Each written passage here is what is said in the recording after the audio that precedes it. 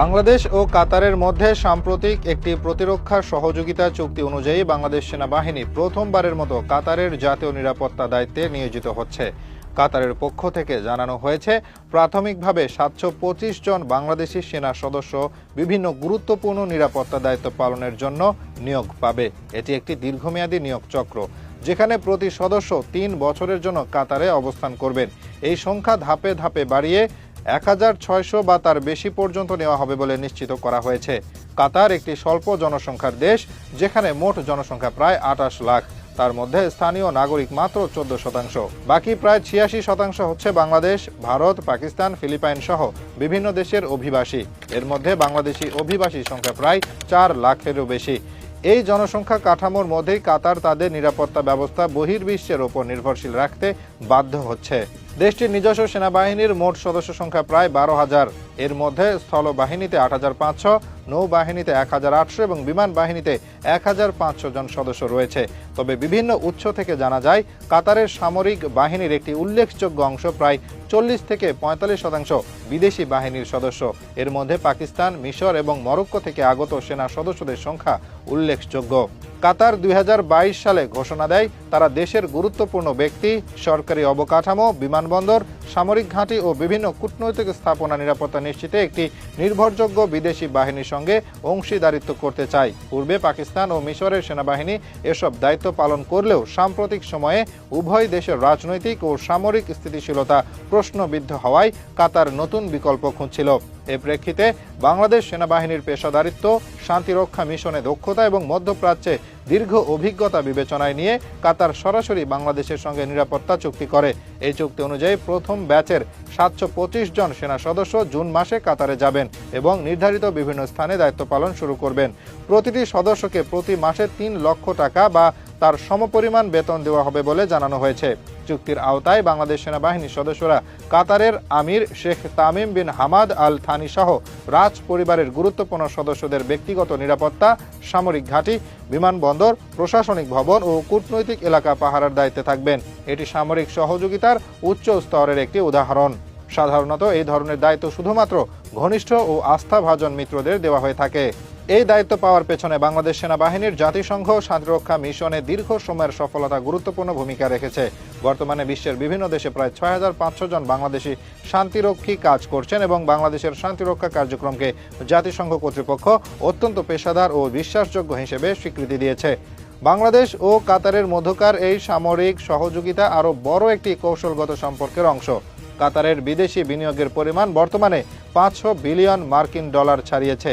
এর মধ্যে বাংলাদেশের অভ্যন্তরে ভবিষ্যতে ১৫ থেকে ২০ বিলিয়ন মার্কিন ডলার বিনিয়োগের আগ্রহ রয়েছে। বর্তমানে বাংলাদেশ কাতার থেকে বার্ষিক ২.৫ মিলিয়ন টন তরল প্রাকৃতিক গ্যাস আমদানি করে, যেটির জন্য বাংলাদেশ কাতারের কাছে প্রায় ৬০০ মিলিয়ন ডলার বকেয়া রয়েছে। এই চুক্তি অনুযায়ী বাংলাদেশ সুদ ছাড়াই এই অর্থ বাকিতে পরিশোধ করতে পারছে। রেমিট্যান্সের দিক থেকেও কাতার বাংলাদেশের জন্য গুরুত্বপূর্ণ। ২০১৭ সালের পরিসংখ্যান অনুযায়ী জানুয়ারি থেকে এপ্রিল মাসে কাতার থেকে ১৮,৬৬,০০,০০০ মার্কিন ডলার রেমিট্যান্স এসেছে।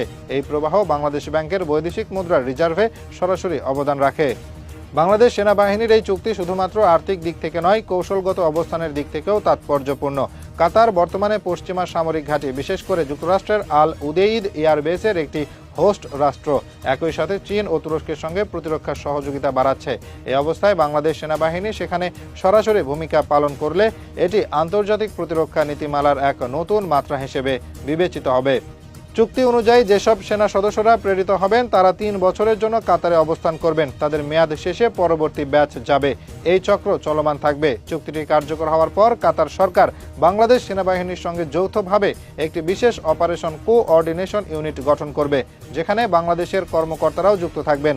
এই চুক্তি বাস্তবায়নের মাধ্যমে কাতার যেমন একটি নির্ভরযোগ্য বাহিনী পাবে, বাংলাদেশ তেমনি বৈদেশিক কর্মসংস্থান, কৌশলগত সম্পর্ক এবং অর্থনৈতিক সুবিধা একসাথে অর্জন করবে।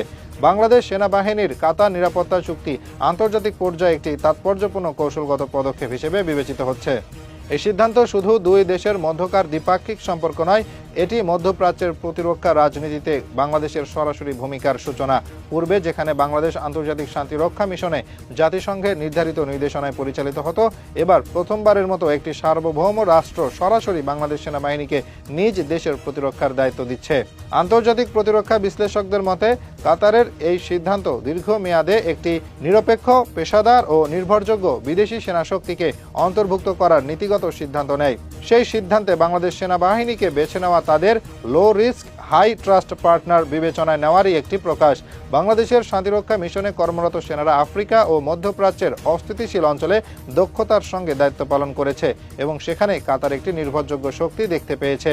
অন্যদিকে ওআইসি দেশগুলোর ভেতরেও এই সিদ্ধান্ত নিয়ে নানাবিধ প্রতিক্রিয়া দেখা দিয়েছে। কিছু দেশ যেমন পাকিস্তান এই সিদ্ধান্তে হোঁচট খেয়েছে, কারণ অতীতে পাকিস্তানই ছিল কাতারের অন্যতম নিরাপত্তা সহযোগী। কিন্তু সাম্প্রতিক বছরগুলোতে পাকিস্তানের অভ্যন্তরীণ রাজনৈতিক অস্থিরতা এবং সেনা নাগরিক দ্বন্দ্ব কাতারকে বাধ্য করেছে বিকল্প খুঁজতে।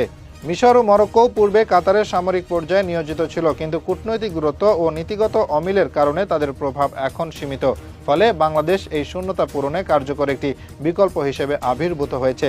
ওআইসি এর পক্ষ থেকে আনুষ্ঠানিক কোনো বিরূপ প্রতিক্রিয়া না এলেও কয়েকটি সদস্য রাষ্ট্রের প্রতিরক্ষা পর্যবেক্ষক সংস্থা এই চুক্তিকে উল্লেখযোগ্য কৌশলগত স্থানান্তর হিসেবে চিহ্নিত করেছে। এই সমঝোতা ভবিষ্যতে বাংলাদেশকে ওআইসি এর প্রতিরক্ষা ও নিরাপত্তা সংলাপে বড় ভূমিকা দিতে পারে। বর্তমানে ওআইসি ভুক্ত অনেক রাষ্ট্র নিজেদের অভ্যন্তরীণ নিরাপত্তা, রাজ পরিবারের নিরাপত্তা ও সামরিক ঘাঁটির জন্য তৃতীয় পক্ষ সেনাশক্তি খুঁজছে। তবে বাংলাদেশের এই চুক্তি একমাত্র আর্থিক বা সামরিক দিক থেকে গুরুত্বপূর্ণ নয়, এটি বাংলাদেশের প্রতিরক্ষা কূটনীতির এক পরিবর্তিত রূপ নির্দেশ করছে, যেখানে বাংলাদেশ কেবল সেনা সদস্য পাঠিয়ে অর্থ উপার্জনের পথে থাকছে না, বরং রাষ্ট্রীয় স্বার্থ, আঞ্চলিক নিরাপত্তা এবং কৌশলগত সম্পর্কের ভারসাম্য বজায় রেখে কাজ করছে। এই ঘটনার সঙ্গে সঙ্গে আরও একটি বিষয় উল্লেখযোগ্য, বাংলাদেশ কাতারের সাথে এই চুক্তির সময় কোনো ধরনের রাজনৈতিক শর্ত বা প্রতিরক্ষা চুক্তি চাপিয়ে দেয়নি, যা মধ্যপ্রাচ্যের অনেক রাষ্ট্র করে থাকে। এই কারণে কাতার এই বিষয়টি ইকুয়াল পার্টনারশিপ হিসেবে গ্রহণ করেছে এবং ভবিষ্যতে যৌথ সামরিক প্রশিক্ষণ, দৃষ্টান্তমূলক অনুশীলন এবং বেসামরিক সংকটে সেনা সহায়তা নিয়ে বাংলাদেশকে আরও বড় পরিসরে দেখতে চায়। এদিকে এই চুক্তি বাংলাদেশের অভ্যন্তরীণ প্রতিরক্ষা প্রস্তুতির ওপরও ইতিবাচক প্রভাব ফেলবে। মধ্যপ্রাচ্যের একটি প্রযুক্তি সমৃদ্ধ রাষ্ট্রের সঙ্গে দীর্ঘমেয়াদে কাজ করতে গেলে বাংলাদেশ সেনাবাহিনী নিজেদের প্রশিক্ষণ, সরঞ্জাম এবং কৌশলগত সক্ষমতা নতুনভাবে সাজাতে বাধ্য হবে। এর ফলে ভবিষ্যতের মিশনে বাংলাদেশ আরও বেশি পেশাদার, প্রযুক্তি নির্ভর এবং কৌশল নির্ভর বাহিনী হিসেবে প্রস্তুত হবে। আন্তর্জাতিক পর্যায়ে কাতারে এমন নিয়োগ শুধু অর্থনৈতিক নয়, মর্যাদার প্রতীক। বর্তমান বৈশ্বিক পরিস্থিতিতে প্রতিটি দেশ তাদের নিরাপত্তা বিষয়ে অতিমাত্রায় সংবেদনশীল। সেখানে একটি সার্বভৌম রাষ্ট্রের রাজ পরিবারের নিরাপত্তা, সামরিক স্থাপনাগুলোর নিয়ন্ত্রণ এবং সীমিত কূটনৈতিক নিরাপত্তার দায়িত্ব অন্য দেশের বাহিনীকে দেওয়া অত্যন্ত ব্যতিক্রমী। এতে বাংলাদেশ সেনাবাহিনীর প্রতি আন্তর্জাতিক আস্থা প্রমাণিত হয়। অন্যদিকে বাংলাদেশ সরকারের পক্ষ থেকে এমন দায়িত্ব নেওয়া নিজেদের পররাষ্ট্র নীতির একটি বাস্তবায়ন। বাংলাদেশ 2008 সাল থেকে নিয়মিত বলে আসছে, আমরা সক্রিয় ও ভারসাম্যপূর্ণ পররাষ্ট্র নীতি গ্রহণ করেছি। এই সিদ্ধান্ত সেটারই বাস্তব প্রমাণ। চুক্তির ভবিষ্যৎ সম্ভাবনাগুলোর মধ্যে রয়েছে কাতার সশস্ত্র বাহিনীর সঙ্গে যৌথ সামরিক প্রশিক্ষণ, বিপর্যয় ব্যবস্থাপনায় বাংলাদেশ সেনাবাহিনীর ব্যবহার, সমুদ্র পথে নিরাপত্তা সহযোগিতা, বিশেষ করে কাতারের এলএনজি টার্মিনাল ও বন্দর এলাকা। ভবিষ্যতে কাতার সেনাবাহিনীর মধ্যে প্রশিক্ষক হিসেবেও বাংলাদেশ সেনা প্রেরণ। বাংলাদেশ সেনাবাহিনীর এই দায়িত্ব গ্রহণ বাংলাদেশের সামরিক কূটনীতির, শান্তিরক্ষা ইতিহাসের এবং দক্ষিণ প্রতিরক্ষা সহযোগিতার এক যুগান্তকারী ধাপ। এ ধারা যদি ধারাবাহিক থাকে তাহলে ভবিষ্যতে বাংলাদেশ কেবল কর্মী রপ্তানিকারক রাষ্ট্র না, একটি বৈশ্বিক প্রতিরক্ষা অংশীদার হিসেবে আবির্ভূত হতে পারে।